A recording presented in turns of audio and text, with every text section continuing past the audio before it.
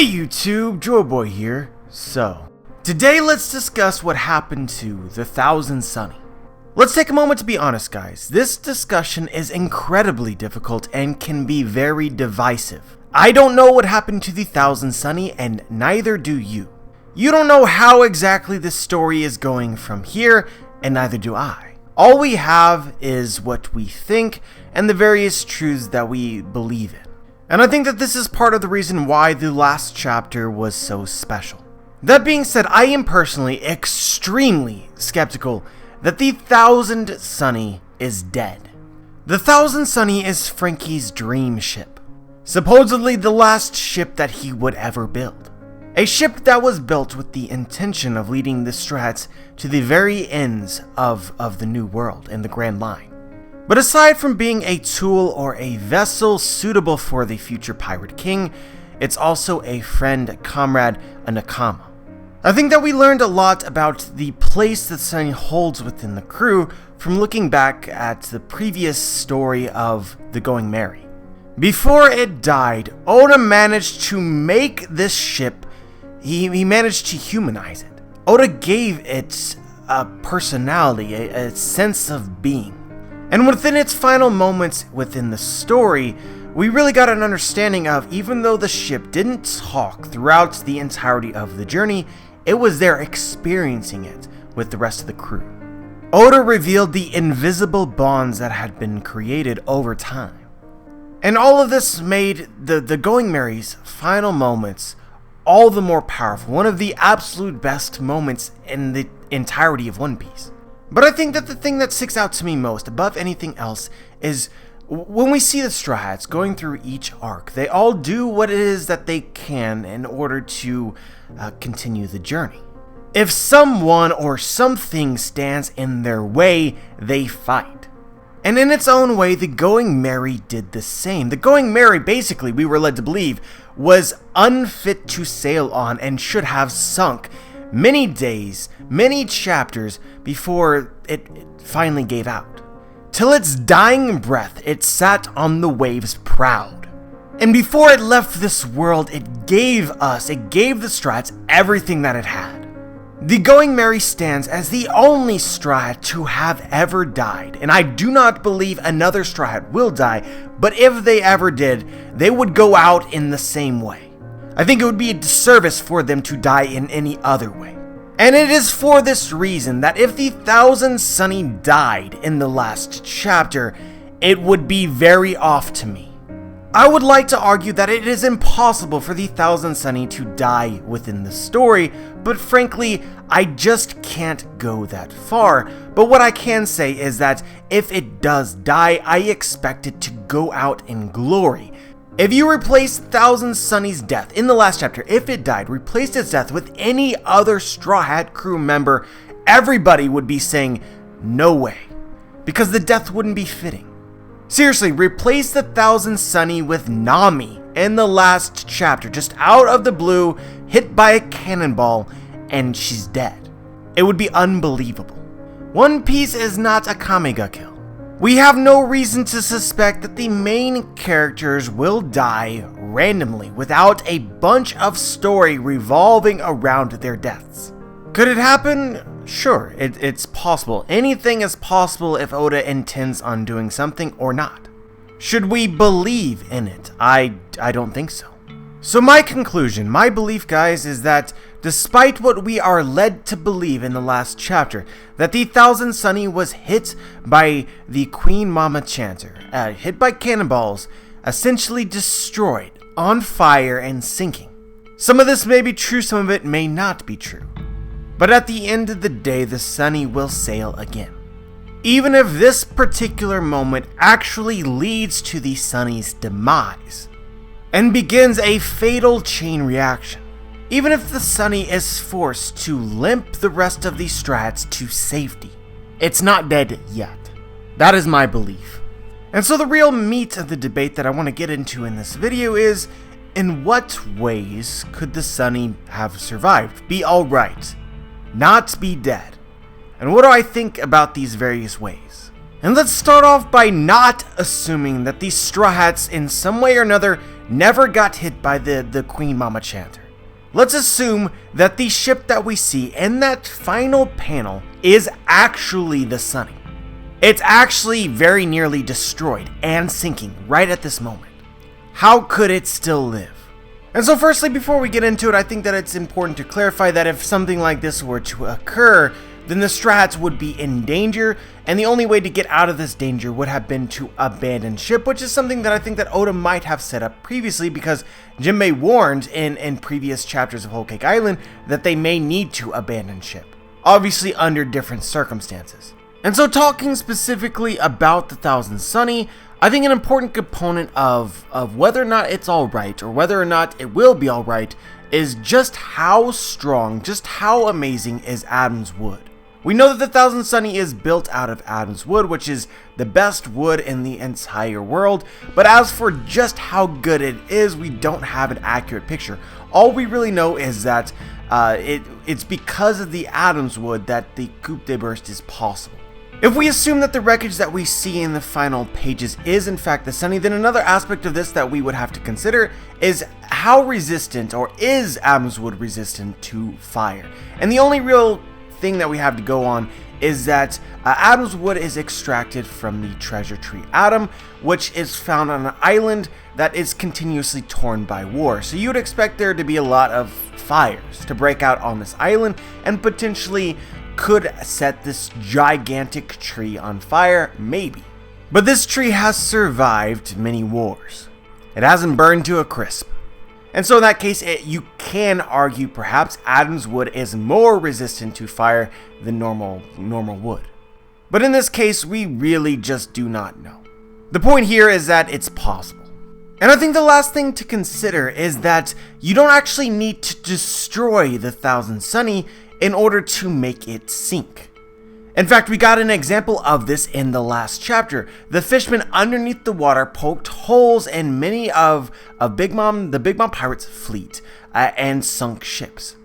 So if you have this cannonball that has hit the Sunny and it has breached the hull so that you now have water rushing into the Sunny, it could sink.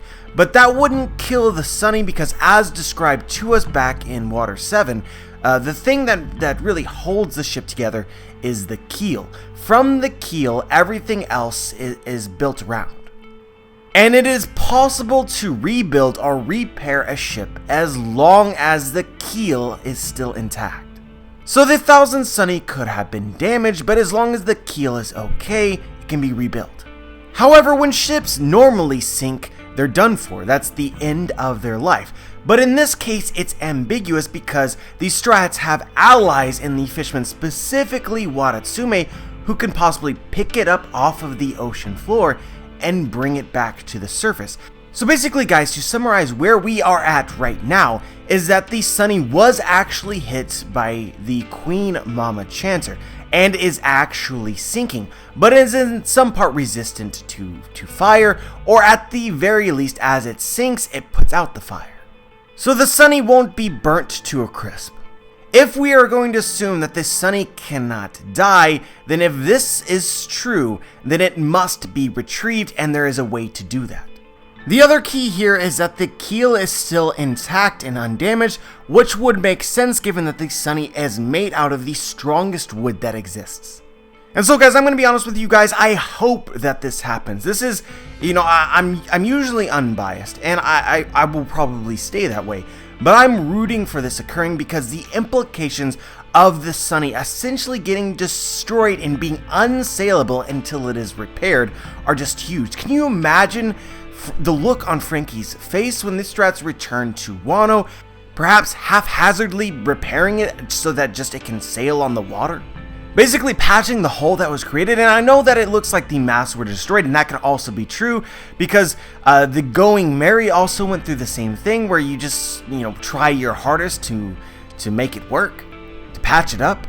Here you would be talking about a moment that would really test the bonds between the crew members because, Franky loves this ship more than anything and let half the crew sail on it without him, and they return it in this shape. We see in an SBS that when Oda drew the blueprints of the Thousand Sunny, he also indicated that there is spare wood, spare Adam's wood, which could potentially help repair any damages that it suffers, but it might be so damaged that there's not enough wood in order to properly complete the job, which would have implications for whenever the strats inevitably find Treasure Tree Adam, potentially needing more Adam's wood. A lot of people speculate that this tree would be found on Elbaf. That would be perfect. So until they reach Elbaf, the Sunny will just be damaged. And we've talked for a long time about the potential that the Sunny becomes the Pluton once the actual Pluton created during the Void Century was created, Franky remembering the blueprints or in some way being deceiving us as to him burning the blueprints, would become honor bound to recreate a counter Pluton. Because the blueprints existed in the first place in the case that the original Pluton was found by the wrong hands. And so this gives us time in the story with the Sunny being damaged and needing repairs in the first place, for something to happen with the original Pluton, but perhaps it's found. Then once reaching Elbaf or after Elbaf, or honestly wherever Treasure Tree Adam is found, Franky then can redesign and recreate the Sunny to become the Pluton. But the important thing is that the keel again stays intact, so it remains the Thousand Sunny. The spirit of the ship is not destroyed. But in order to go down this path, I think first a lot of people would be hung up on how exactly are these strats going to retrieve and then briefly repair the Sunny while being in Whole Cake Island in order to get to Wano in the first place. And the only way that it really works is if they somehow deal with the threat of Big Mom. They have at least some time to patch up the ship. And I think that even further than this, it's hard to believe this because the hardest thing to believe about this entire situation is the fact that the Sunny got hit in the first place. We've seen Sanji, Brook, and Chopper stop attacks from the Queen Mama Chanter. This occurred just before the Swirly Hats ended up arriving in Zou. And we have the same characters there again, this time, with the exception of we've added Jinbei and somehow they're not capable of dealing with this very same ship. It's just very, very hard for me and many others to rationalize them not being able to just simply stop the cannonballs. They stopped the cannonballs before. It doesn't really seem overly difficult of a feat. And this is added with the fact that these strats definitely saw the attack coming. We see Luffy pointing and everyone is freaking out. And specifically in this panel, we don't even see Sanji. Where is Sanji? What is he doing? Most people speculate that Sanji is going to do something in order to protect them. Unless we are missing something, unless the Queen Mama Chanter is just infinitely more powerful, with Big Mom being more nearby than she was previously when the ship was closer to Zou and far away from Whole Cake Island, then I cannot believe that Big Mom's ship is taking out the Sunny with everyone on the crew ready to deal with it. Yet it seems as though we see the Sunny burning, destroyed, and sinking.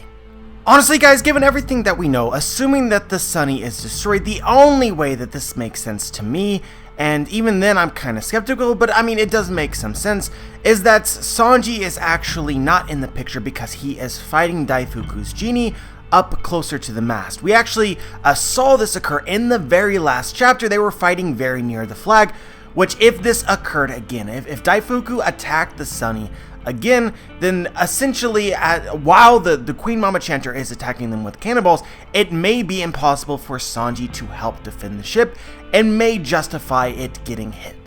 But if this were true, you would honestly expect Oda to show us this to cement the danger that the Sunny is currently in.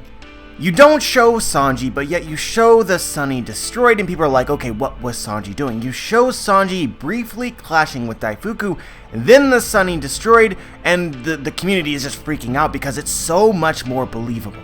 And so guys, there are many other ideas for ways in which the Sunny could potentially survive, and I was thinking about discussing the majority of these ways, but honestly it just leads to a dull video in which I'm just being a hater. So what I really want to share with you is what I actually am starting to believe, given what I've just said here. It doesn't make much sense to me for the Sunny to be dead, and it doesn't make much sense for me for the strats to not have been able to defend the Sunny. So then, how do we explain what happened at the end of the chapter? And so I saw a Reddit thread on the topic, which I will link in the description, which essentially speculates the same thing. But the thing that is most curious is the fact that the ship that we see get destroyed and then later on fire and sinking is not confirmed to be the Thousand Sunny.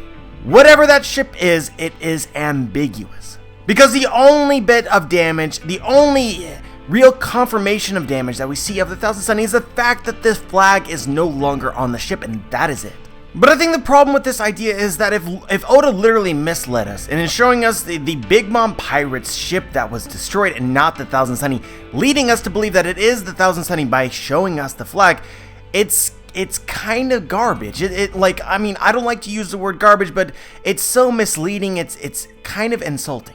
Like, it's like lying in the story. I'm okay with the implication of death whenever the character, or the ship in this case, seems as though they died, but they didn't really. I'm fine with that. But if you make us believe that a character has died, but it is in fact not even that character, not even similar to that character, it doesn't sit well with me. The only way that this really works in my mind is that it is very important for the narrative, for the story going forward, to make it ambiguous as to which ship actually was destroyed, because which one actually is very, very important. And so if you watched my video just a few days ago about what really happened in chapter 900, you would know that I'm very curious as to what exactly was happening with Big Mom while she's in this dreamlike state, eating the cake. I think that there is reason to believe that it is possible that Big Mom is in fact attacking the citizens of Puff's Island, because the taste of this cake that she is currently eating is only comparable to the cake that she had on her 6th birthday, where she unintentionally ended up eating all of the other orphans and Mother Carmel. You can go ahead and watch that video if you want any clarification onto why I think this. I think that there's a lot of things that just strike me as very odd. It's almost as if Oda at the very least is teasing this idea.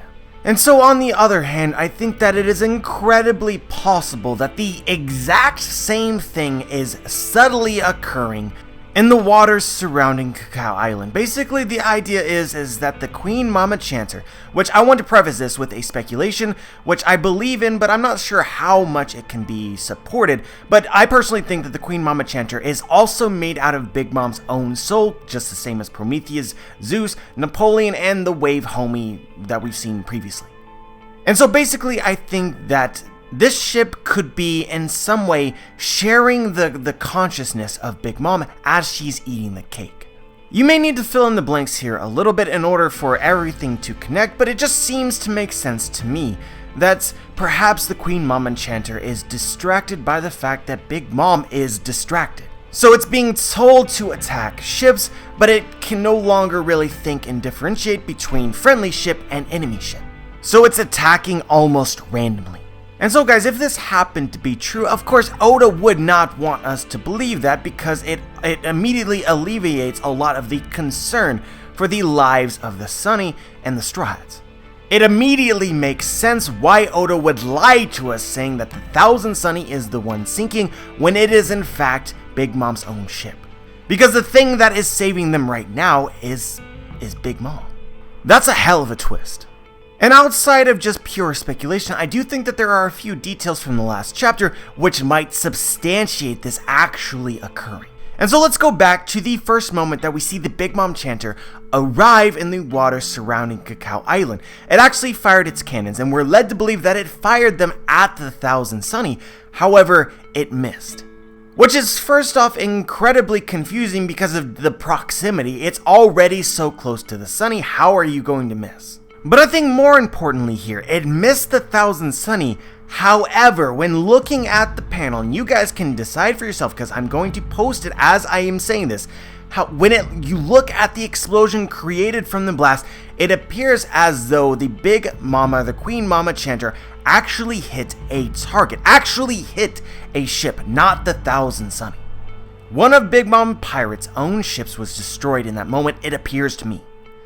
There seems to be wreckage there. Maybe this in some way foreshadows the danger that the Big Mom pirate fleet itself faces in the near future.